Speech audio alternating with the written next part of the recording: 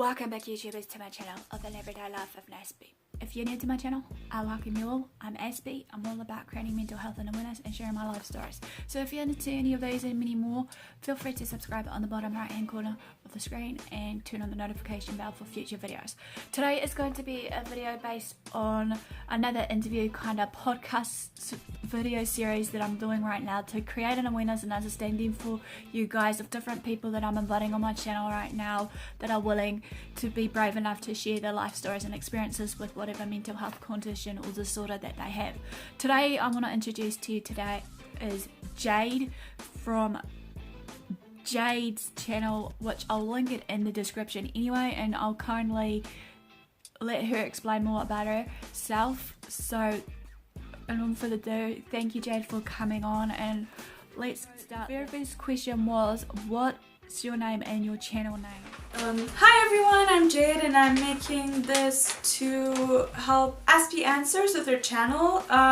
She's doing a series where she asks people questions about their disorders. I can find it a bit difficult to talk about it, but I'll do my best. My name is Jade Damboise, and that's also the name of my channel. Great. How did you come up with The reason for this is because I do a big variety of things, and so I didn't want to commit to a single thing when I came up with my brand name. What was your purpose of the channel? So my channel is just to have another outlet for my creativity, and it's also to try and get some more attention to my art, since one day I would like to be making most of my income from art. That would really be my dream. Do you see yourself in your channel in 5 years time?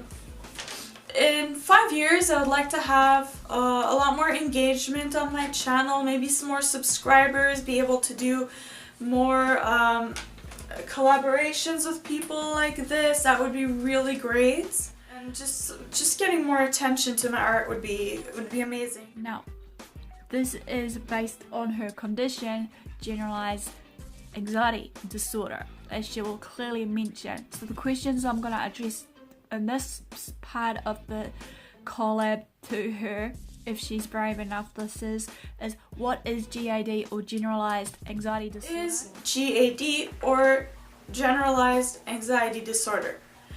Basically, when it comes to anxiety disorders, there's a bunch of different kinds. There's OCD, obsessive compulsive disorder, there's things like panic disorder, and many more. What are the signs and symptoms of generalized anxiety disorder? The signs and symptoms of generalized anxiety disorder. Like I said before, generalized anxiety disorder has some symptoms from all of the different anxiety disorders, but the main one that makes it generalized is basically when you don't really have a reason for feeling anxious.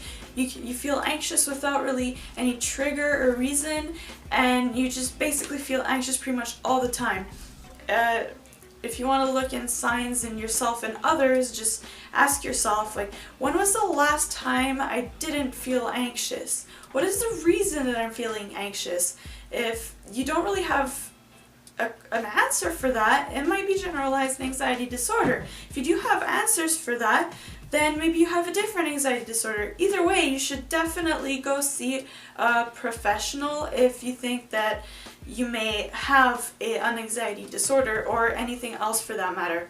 And if it's affecting you to the point where you think you might harm yourself, then you should go to a hospital right away. If you think you might be on the verge of attempting suicide, call 911, call someone close, tell someone close, go to the hospital. I don't care what you do, just get some help right away. Generalized anxiety disorder is when you don't show all the symptoms of one particular anxiety disorder, but instead you show symptoms from basically all of them, and it's when you feel just basically like that you're anxious. What are the causes and triggers of generalized anxiety? There's not really a specific trigger. It's not really like panic attacks or anxiety triggered by not following compulsions like OCD, but it's basically when you have symptoms of anxiety pretty much all the time for no reason. And from my description, I suppose you can imagine it's not very fun. Causes / triggers for generalized anxiety disorder as a lot of disorders, there is a genetic component, but it can be triggered by moments of great stress in your life, like the loss of a job or the loss of a loved one. But sometimes the symptoms just start showing, or you've had the symptoms your entire life. If you feel like you're experiencing any of these, again, just go see a professional. What are the traits of GAD? A lot of the characteristic traits of anxiety disorder is basically showing some symptoms of other disorders. Like, for example, you might be feeling socially anxious, or you might be having panic attacks, or you might be having some compulsions that you have to follow, or just a general feeling of anxiousness. You might also fall into depression because of your anxiety, because you've been anxious for so long, your adrenaline just drops and you go into depression. Might be feelings of hopelessness, might be feelings of losing control, feeling like you might even have some derealization, which is when you get so anxious that your brain decides that it's too much to deal with and makes you feel like nothing is real anymore, which can be really scary and really dangerous. What are the everyday struggles she struggles with the generalized anxiety disorder? What are the struggles with generalized anxiety disorder? Well, often it can be really exhausting, constantly feeling like you are anxious, like the world is about to end, like something bad is about to happen, especially when you don't have a reason for it, because it really feels like something dramatic is about to happen. The thing is, you can develop feelings of hopelessness. It can interfere with your relationship with others. You can be misunderstood. You can be picked on. You want to join the video? Because you're making some noise. It's going to be hard for them to hear what I'm saying. Want to say hi? Hi. Hello. My girl, 13. She's the best, and I love her. Yes, I love you. It can affect your relationship with others. It can make you feel like you have no control. It can make you feel helpless, hopeless. It can make you go into depression. It can make it hard for you to deal with things and lead to avoidance behavior. Avoidance behavior is when something makes you stress, you start avoiding it completely to avoid the stressors, but that can lead to other problems like agoraphobia, difficulty going out and doing things you're supposed to do. It can lead to difficulties with school, with other people. It's just really affects all of the aspects of your life. For a lot of people, it can lead to suicidal thoughts, suicidal ideation, self-harm. So it's really not something to mess with. Number 11, how do you overcome your struggles with generalized anxiety disorder? The first step is really to get professional help, because obviously there's different degrees, but a diagnosis can really help you learn how to deal with it. And some people, it's bad enough that they require medication. That can help a lot. And getting help can be really scary, but it really is the first step. And so you should definitely tell someone about it and try to reach out, get some professional help, maybe see a therapist who can help you come up with mechanisms. For when you have avoidance behavior, you're afraid of something specific, then you're going to need to start doing exposure therapy, which is you start exposing yourself slowly and build up until you're able to do the thing that you want to do. The other thing, struggling with generalized anxiety disorder, is just to find some activities that make you feel good, make you feel calm. And also, you can also look up coping mechanisms, find out what works for you. Is there any benefits to having generalization disorder? If so, what? Are there any benefits to generalized anxiety disorder? That's a really tough question. I don't think any of the possible benefits would warrant the negative effects, but I guess generalized anxiety disorder is one of the reasons I did so well in school, because I was so afraid to fail. So I guess I got good grades out of it, but honestly, was it worth it? No, really not. It can also help you understand what other people are going through, but that's something you can do even if you don't have a disorder, through study and just through empathy and looking at people. So honestly, I don't really think there's any benefits to generalized anxiety disorder, but that are really warrant the negative effects, but I mean, you can always find something positive in anything, and I invite you to do so, because I'm not trying to say that the negative effects don't matter because there are positive effects. It's not what I'm saying at all. It's just sometimes finding some positive in the negative can just help you accept it and get through it. Do you have any psychological help? If so, what are they? I had my fair share of therapists, and basically since I was, I think around 3 or 5 really, but I wasn't diagnosed till I was 17, and that's when I really received the appropriate help and treatment. Medication, I had a lot of help from others, and that's really what got me to where I am today.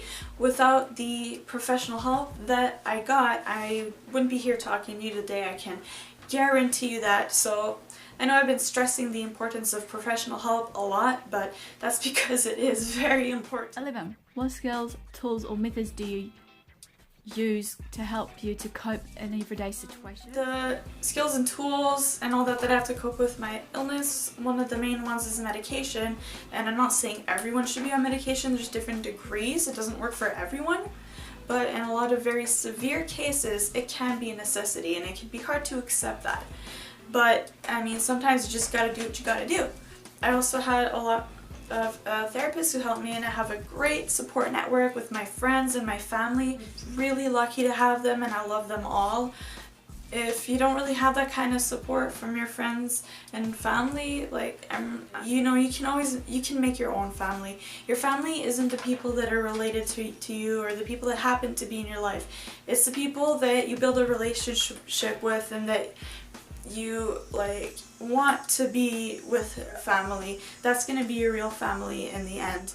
So I do have a lot of tools. I like to have something to fidget with. I throw myself into a lot of hobbies, which for me helps a lot. I express myself a lot through art, which can be really useful for me, but for you it might not be art. It might be sports, it might be studies, whatever it is that you feel passionate about, that can help you get through the difficulties in your life. The biggest misconceptions about generalization anxiety. What are the biggest misconceptions or myths you've heard about GAD? Let's just say a lot of people think that generalized anxiety disorder, it's the anxiety, it's all in your head and you can just flip a switch, turn it off. A lot of people, yes, still do believe that. That's just completely wrong. A lot of people just think you can get rid of it yourself. And for some people, depending on the degree and depending like what kind of tools they already have like in their brains somewhere, can deal with it really just themselves. But that's kind of a rare case, and there's really nothing wrong with asking for help. You don't have to deal with this alone. And sometimes some people, it's to a degree where they do need medication. It doesn't make them weak. It doesn't mean that that their mind is weak because they can't deal with it themselves. This is a real illness. It affects neurotransmitters in your brain. You don't have control over that. You can't just be like, yes, I would like to order some extra serotonin. No, that's not how that works. Don't let people make you feel guilty about having to try medication if that's what you end up having to do. There's no shame in that. When and how did you find out about your diagnosis with generalized anxiety disorder? So, I was diagnosed when I was 17, but I think everyone knew there was something going on. But before, I just thought there must be something really wrong with me, like, why can't I just be normal, all of that. But so, it was kind of a relief when I actually got diagnosed, because I was like, no, this is a real thing. It's not my fault. I'm not the one making this happen. It's not because I'm weak. This is an actual illness. And that was really helpful to me. Are you open and private when it comes down to discussing this? I'd like to think I'm relatively open, but there's always that fear of being judged, which can make it really difficult, especially on a public platform like YouTube or Facebook. Like one-on-one with people, I'm quite open, but honestly, talking about this openly on a public platform like YouTube like this is very scary for me. I'm trying to be more open about it because a lot of people think that they're alone, or that, you know, no one else is experiencing this, or that there's something wrong with them, and no one should feel like that. There's nothing wrong with people who have a mental illness. It's just an illness like any other. It just expresses itself differently, and like people who have disorders just need help. It's like everyone else.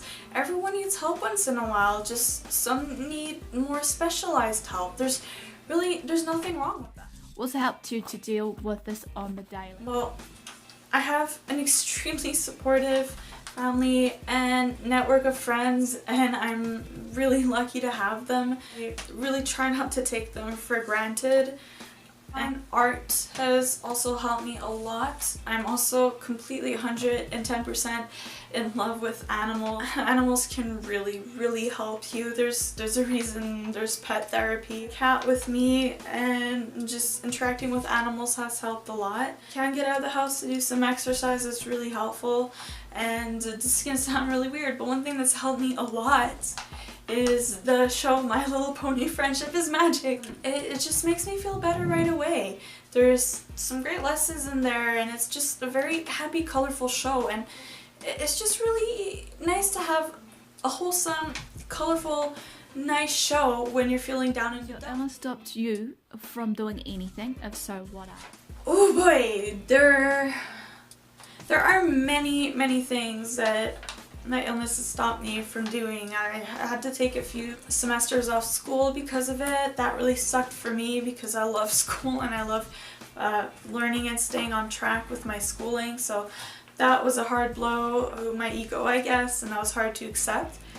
Another thing is there's just a lot of things that I don't do because of my anxiety, especially because I don't like going places where there are crowds. Public transportation is for me. I can take public transportation if I know where I'm going, and it's one that I've taken before, but when I don't know where I'm going, it causes me a lot of anxiety. Going places with new people can be really hard sometimes. One thing I really want to do is go to a convention, like a furry convention or Comic-Con or that. Everyone keeps saying I should go, and I really want to go, but right now it's too many people to think about. Just thinking about going to a convention, it makes me nervous. Like, I'm doing a lot of stuff, but there's still a lot of stuff I can still do, so I try to enjoy what I do have, and I think one day I'll be able to get past it and deal with it and go to a convention, and hopefully one day I'll be going to a convention. Is there anything that your illness has taught you?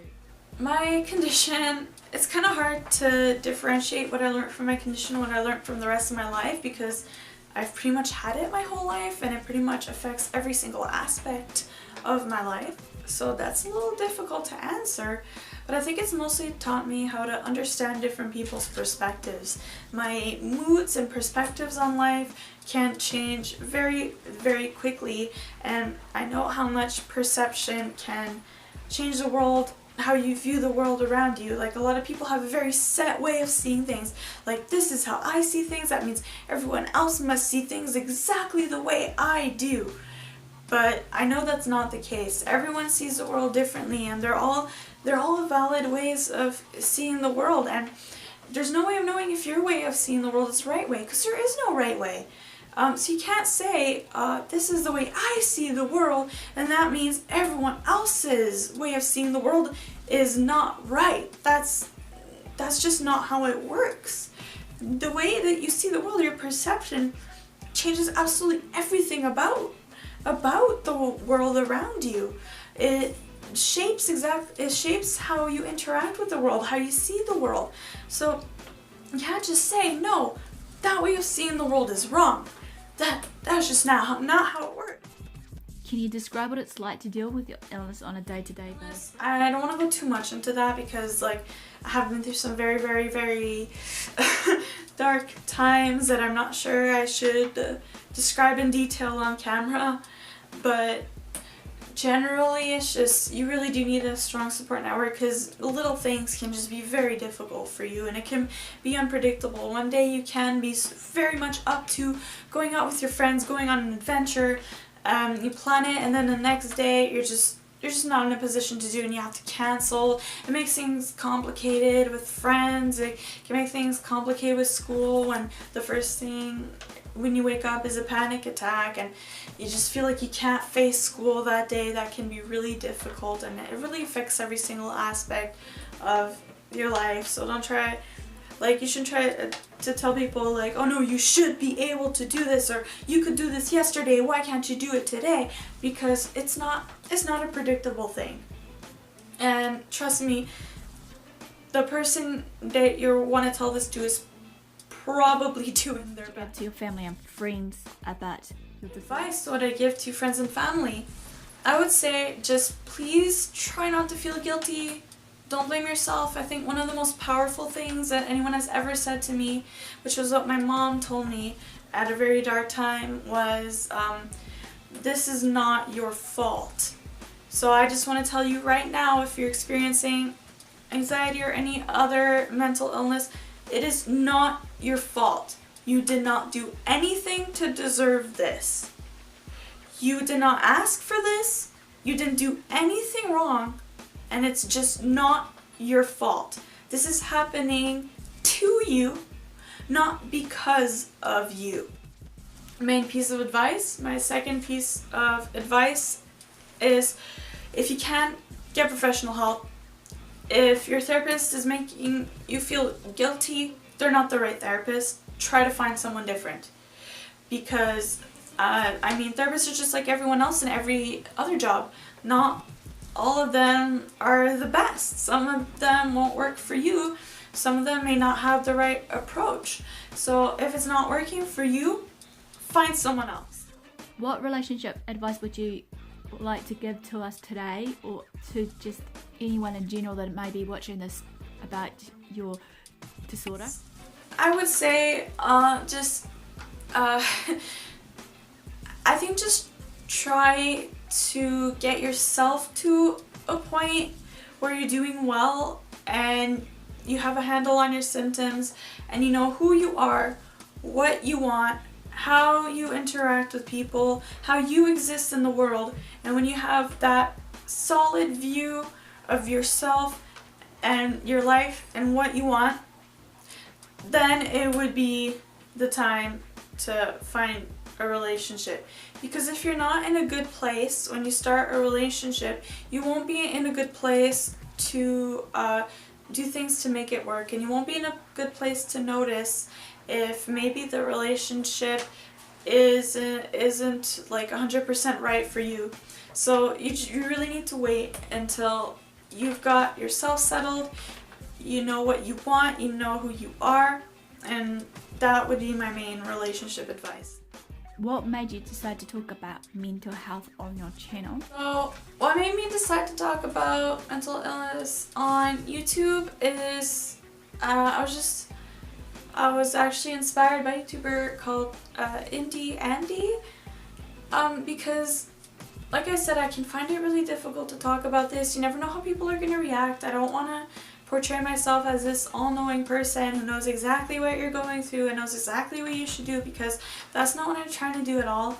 I just want to show people that there is help out there. There are people out there who are experiencing a similar thing, and that there's really nothing to be ashamed about. I think that's really the main thing that anyone who wants to increase awareness is really going for, is just to show people that there's nothing wrong with them, that what they're experiencing is real and valid, and that they deserve help.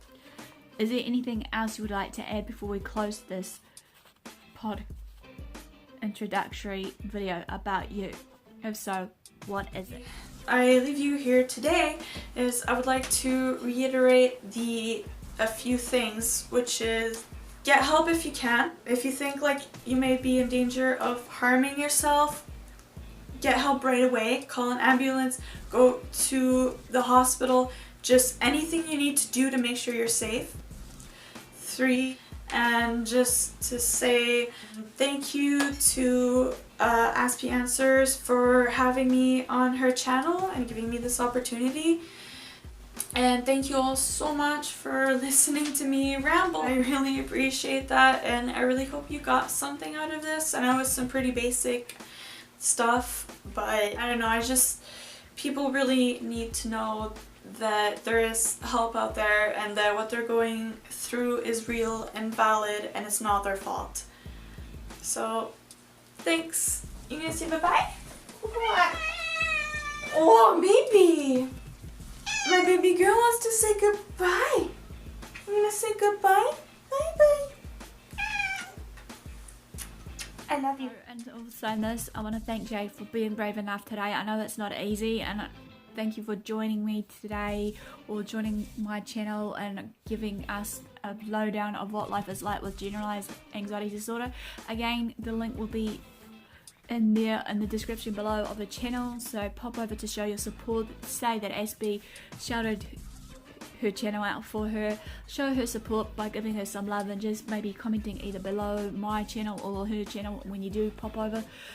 And just remember, be kind to one another. If you want to add anything, if anyone has a similar disorder, what do you guys do on the daily to help manage, cope with it?